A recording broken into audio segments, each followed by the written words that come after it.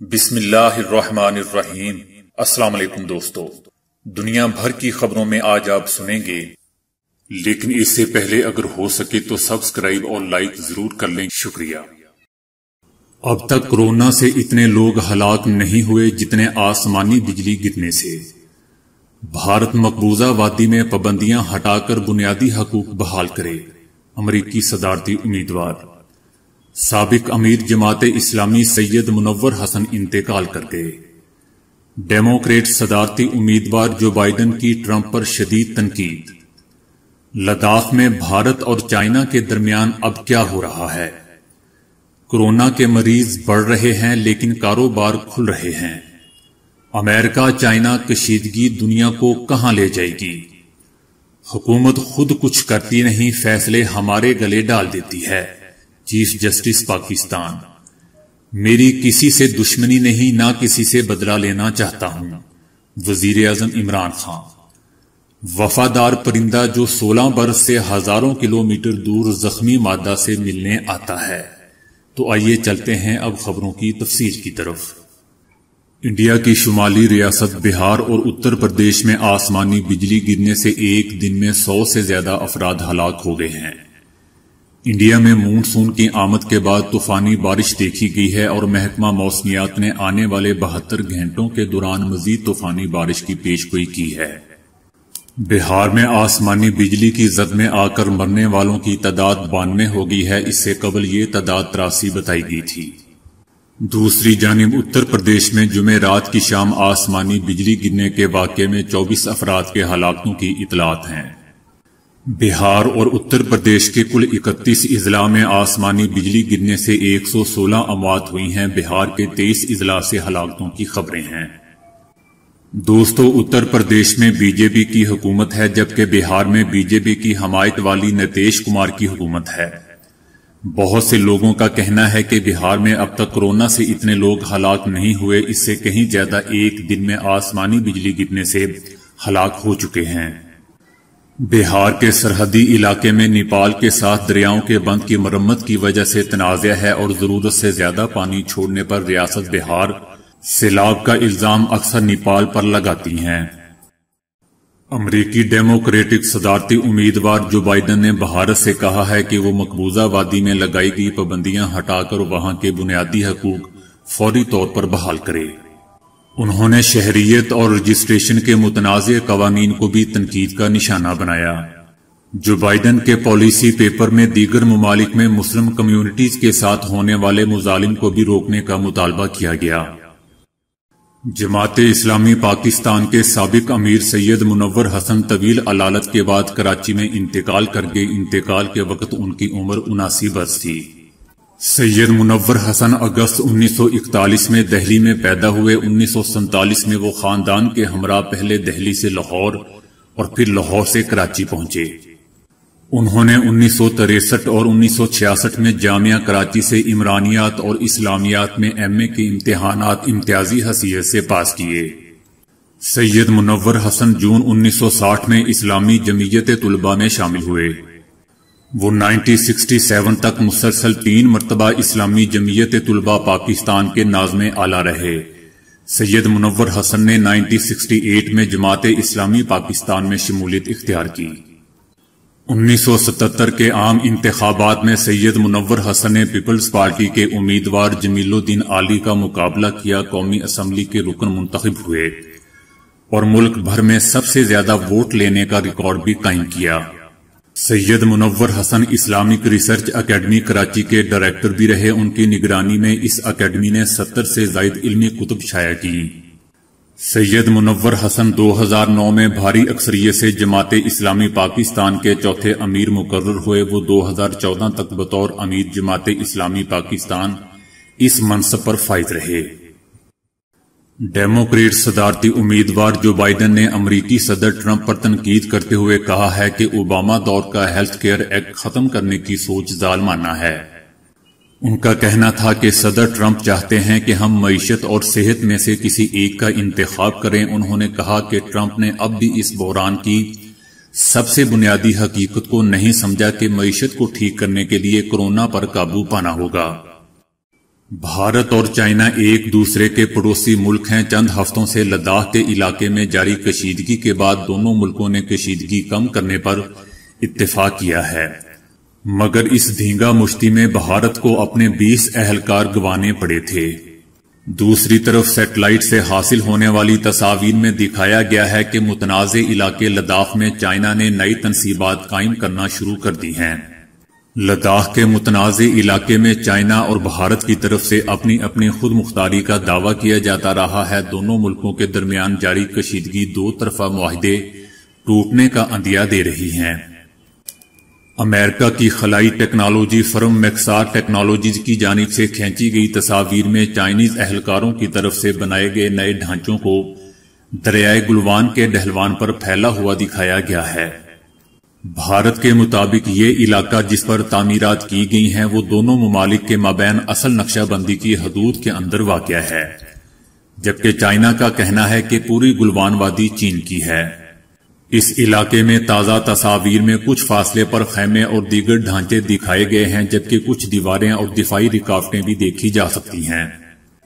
خبر رساں ادارے رائٹرز کے مطابق یہ چائنیز اہلکاروں کا کیمپ بھی ہو سکتا ہے، کیونکہ گزشتہ ہفتے یہاں پر کسی قسم کی ایسی تنصیبات نہیں تھیں۔ دوسری طرف بھارت نے بھی دفاعی رکاوٹیں کھڑی کرنا شروع کر دی ہیں۔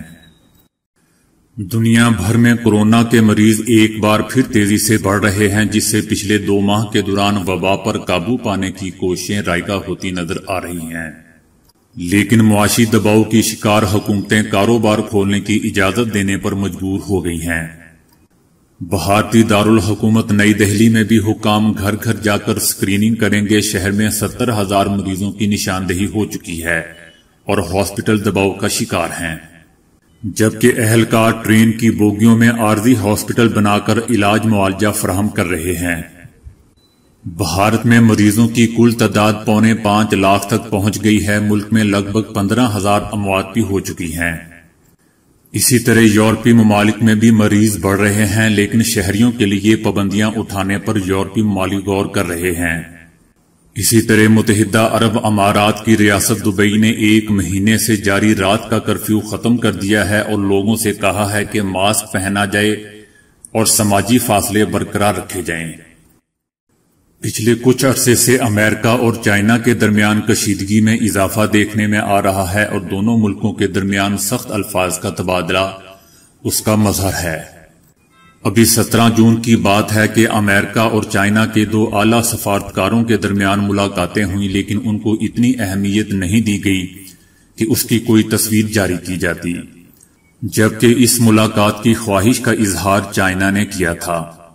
یہ ملاقات ایک ایسے وقت میں ہوئی ہے جب بہت سے مسائل پر دونوں ملکوں کے درمیان کشیدگی اپنے عروج پر بتائی جاتی ہے۔ امریکہ کورونا کے حوالے سے چین کو یہ کہتے ہوئے تنقید کا نشانہ بناتا رہا ہے کہ اس نے اس کورونا کے پھیلاؤ سے نپٹنے میں کوتاہی سے کام لیا اور مبینہ طور پر صحیح اور بروقت معلومات مہیا نہیں کی۔ 17 جون کو ہوائی میں امریکہ کے وزیر خارجہ مائک پومپیو اور ان کے چینی ہم منصب یانگ چو کے درمیان ہونے والی ملاقات کا کوئی خاطر خواہ نتیجہ نہیں نکلا۔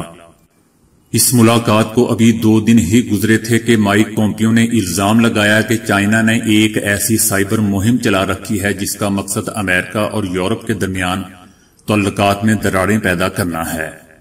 مائک پومپیو کا یہ بھی کہنا تھا کہ چائنا ترقی پذیر ملکوں کو قرضوں میں جگڑ رہا ہے اور انہیں محتاج بنا رہا ہے، جبکہ دوسری طرف چائنا نے امریکہ پر الزام لگایا ہے کہ وہ چین اور دوسرے ملکوں کے درمیان اختلافات پیدا کرنے کی کوشش کر رہا ہے۔ دوسری طرف تجزیہ کاروں کا کہنا ہے کہ جنوبی بحر چین سے لے کر بھارت کی سرحد تک چائنا اپنی فوجی قوت کا مظاہرہ کر کے اپنی موجودگی کا احساس دلانا چاہتا ہے، جو امریکہ کے لیے ایک بہت بڑا چیلنج ہے۔ مبصرین کا کہنا ہے کہ یہ صورتحال بدلتے ہوئے بین الاقوامی تناظر میں جب طاقت کے محور بدلتے نظر آتے ہیں، اپنے اپنے مفادات کے تحفظ اور انہیں آگے بڑھانے کی کوششوں کی عکاس ہے، تاہم یہ پتہ نہیں کہ آخر یہ ہمیں کہاں لے جائیں گی۔ Chief justice of Pakistan Gulzar Ahmed نے کہا ہے کہ حکومت خود کچھ کرتی نہیں، فیصلے ہمارے گلے ڈال دیتی ہے۔ چیف جسٹس نے کہا کہ پاکستان میں ادویات سازوں کا بہت بڑا مافیا ہے کہ وفاقی کابینہ نے ادویات کی قیمتوں سے متعلق کوئی فیصلہ کیا۔ چیف جسٹس نے کہا کہ آخر ریگولیٹری اتھارٹی کیا کر رہی ہے؟ حکومت کو معلوم ہی نہیں کہ کرنا کیا ہے، وہ صرف کاغذی کارروائی کرتی ہے، فیصلہ کرنے کی ہمت نہیں، حکومت خود کچھ کرتی نہیں، فیصلے کرنے کے لیے معاملہ ہمارے گلے ڈال دیا جاتا ہے۔ ادویہ ساز کمپنیاں خام مال خریداری کے نام پر سارا منافع باہر بھیج دیتی ہیں۔ چیف جسٹس نے کہا کہ افسوس ہوتا ہے کہ حکومت کوئی کام نہیں کر رہی، ڈریپ کہتی ہے کہ مٹھی گرم کرو تو سارا کام ہو جائے گا، حکومت خود فیصلہ کرتی نہیں، بس ہائی کورٹ کے فیصلے چیلنج کرتی رہتی ہے۔ ایڈیشنل اٹارنی جنرل نے بتایا کہ نجی کمپنی نے بسکوپان نامی دوائی مارکیٹ سے غائب کر رکھی ہے، دوائی کی قیمت پوری نہ ملے تو مارکیٹ سے غائب کر دی جاتی ہے۔ وزیر اعظم عمران خان نے کہا ہے کہ میری کسی سے دشمنی نہیں، نہ کسی سے بدلہ لینا چاہتا ہوں، جب تک لیڈرشپ کا احتساب نہیں ہوگا ملک آگے نہیں بڑھ سکتا۔ امیر اور غریب کے درمیان بڑھتا ہوا فرق ترقی کے راستے میں سب سے بڑی رکاوٹ ہے۔ ان کا کہنا تھا کہ میرٹ اور لیڈرشپ کا احتساب جمہوریت کے بنیادی اصول ہیں، ملک میں صحیح معنوں میں احتساب کا عمل نہ چلا تو ہم آگے نہیں بڑھ سکیں گے۔ وزیر اعظم نے کورونا کی وبا سے نپٹنے کے لیے حکومتی پالیسیوں اور اقدامات کا دفاع کرتے ہوئے کہا کہ جو لوگ ترقی یافتہ ممالک کی مثالیں دے رہے ہیں انہیں یہ سمجھنا چاہیے کہ ہمارے اور ان کے حالات میں بہت فرق ہے۔ پاکستان میں کچی آبادیاں اور غریب بستیاں ہیں جہاں 1 اور 2 کمروں کے مکانوں میں 8 سے لے کر 10 افراد رہ رہے ہیں۔ میرا روز اول سے یہی موقف رہا ہے کہ ہم باقی ممالک سے مختلف ہیں، ہم نے لوگوں کو کورونا اور غربت دونوں سے بچانا ہے۔ وزیر اعظم نے کہا کہ کورونا کی وبا کے حوالے سے ہر ملک اپنا اپنا تجربہ کر رہا ہے۔ بھارت نے سخت لاک ڈاؤن کیا، اس کے نتیجے میں لاکھوں افراد غربت کی لکیر سے بھی نیچے چلے گئے۔ ان کا کہنا تھا کہ کل نیو یارک ٹائمز کی ایک رپورٹ میں بتایا گیا ہے کہ بھارت میں 34% لوگ شدید غربت میں چلے گئے ہیں۔ لاک ڈاؤن سے ہزاروں لاکھوں لوگ سڑکوں پر مر گئے اور یہ اسی لاک ڈاؤن کا نتیجہ ہے جس طرح کا ہمیں کہا جا رہا تھا۔ ان کا کہنا تھا کہ میرا مسلسل کہنا تھا کہ اگر وسائل ہیں تو کرفیو بھی لگائی جا سکتی ہے، لیکن ہمارے حالات ایسے نہیں تھے، ہم نے اپنے لوگوں کو بھی بچانا تھا اور معیشت کو بھی چلانا تھا تاکہ غریب اور مزدور طبقہ مشکلات کا سامنا نہ کرے۔ وزیر اعظم عمران خان کا کہنا تھا کہ ہم سب پر لازم ہے کہ اپنے طور پر لوگوں میں شعور پھیلائیں کہ ہمیں اپنے بوڑھوں، بیمار لوگوں، بلڈ پریشر اور ذیابیطس یعنی شوگر کے مریضوں کو کس طرح اس بیماری سے بچانا ہے۔ یہ ایک ایسی بیماری ہے جو کمزور قوت مدافعت کے افراد کو نشانہ بناتی ہے۔ وزیر اعظم نے کہا کہ ہمارے پاس 2 ہی راستے ہیں، اگر ہم احتیاط کر گئے تو ہمارا صحت کا نظام برداشت کرے گا، لیکن اگر بے احتیاطی کی گئی تو ہسپتالوں پر بوجھ میں اور اضافہ ہو جائے گا۔ وزیر اعظم نے کہا کہ چائنا کے ساتھ ہمارے سب سے اچھے تعلقات ہیں، ہم چائنا سے بہت کچھ سیکھ سکتے ہیں۔ چائنا نے وہ کیا جو مدینہ کی ریاست میں ہوتا تھا، نبی پاک صلی اللہ علیہ وسلم نے ہمیشہ کمزور لوگوں کو اوپر اٹھایا۔ چائنا نے بھی اس کی تقلید کرتے ہوئے 70 کروڑ سے زائد کمزور لوگوں کو اوپر اٹھایا۔ انہوں نے کہا کہ مدینہ کی ریاست کا بنیادی اصول میرٹ تھا۔ وزیر اعظم کا مزید کہنا تھا کہ مسلمان کیوں پیچھے رہ گئے اور یورپ کیوں آگے چلا گیا؟ اس کی وجہ مسلمانوں کا بادشاہی نظام تھا، بادشاہی نظام میں میرٹ اور احتساب نہیں ہوتا۔ کروشیا میں ایک شخص اسٹیفن نے ایک مادہ بگلے کو دیکھا جسے شکاریوں نے زخمی کر دیا تھا۔ اسٹیفن نے اسے اپنے گھر کی چھت پر رکھ دیا جہاں اس کی دوستی ایک نر بگلے سے ہوئی، اور اسٹیفن نے ان دونوں کو میلینا اور کلپٹن کا نام دیا۔ بظاہر یوں لگ رہا تھا کہ میلینا کو ناقابل پرواز پا کر کلپٹن اسے چھوڑ جائے گا، لیکن ایسا نہیں ہوا۔ اب ہر سال مارچ میں کلپٹن 14,000 کلومیٹر فاصلہ طے کر کے میلینا سے ملنے آتا ہے، اور یہ سلسلہ پچھلے 16 سال سے جاری ہے۔ یہ بگلا جس کا نام کلپٹن ہے سردیوں میں جنوبی افریقہ سے پرواز کرتا ہے اور کروشیا کے چھوٹے سے گاؤں میں باقاعدگی سے آتا ہے۔ اب حال یہ ہے کہ پورے ملک میں اس جوڑے کی لازوال محبت کی داستان عام ہے اور لوگ انہیں دور دور سے دیکھنے آتے ہیں۔ لوگوں نے نوٹ کیا ہے کہ ہر سال مارچ میں ملینا اس کا انتظار کرتی ہے، تاہم اس کی عدم موجودگی میں اسٹیفن اس معذور پرندے کا بھرپور خیال رکھتے ہیں۔ 71 سالہ اسٹیفن نے 1993 میں ملینا کو گود لیا تھا، جو انہیں تالاب کے کنارے زخمی حالت میں ملی تھی۔ اس سے قبل کہ یہ معصوم پرندہ کسی جانور کا نوالا بنتا، اسٹیفن اسے گھر لے آئے اور اس کی تیمارداری کی، لیکن لاکھ کوشش کے باوجود ملینا پرواز کے قابل نہ ہو سکی۔ تاہم اسے ہر طرح کا آرام پہنچایا گیا۔ اسٹیفن نے اس کا گھونسلہ بنایا اور اسے حرارت دینے کا انتظام بھی کیا۔ اسٹیفن نے اخباری نمائندوں کو بتایا کہ وہ ایک باپ کی حیثیت سے ملینا کا خیال رکھتے ہیں۔ اسٹیفن نے نر بگلے کے پاؤں میں ایک جدید ٹریکنگ چھلا پہنایا ہے۔ اس سے معلوم ہوا ہے کہ یہ پرندہ جنوبی افریقہ کے علاقے بروسکی واروس کی ایک جھیل سے اڑتا ہے اور ہر سال 14,500 کلومیٹر دور ملینا سے ملنے یورپ آتا ہے، اور اس دوران اسے 1 ماہ تک سفر کرنا پڑتا ہے۔ تو دوستو، آج کے لیے اتنا ہی۔ ویڈیو کو لائک اور شیئر کرنے کا بہت بہت شکریہ۔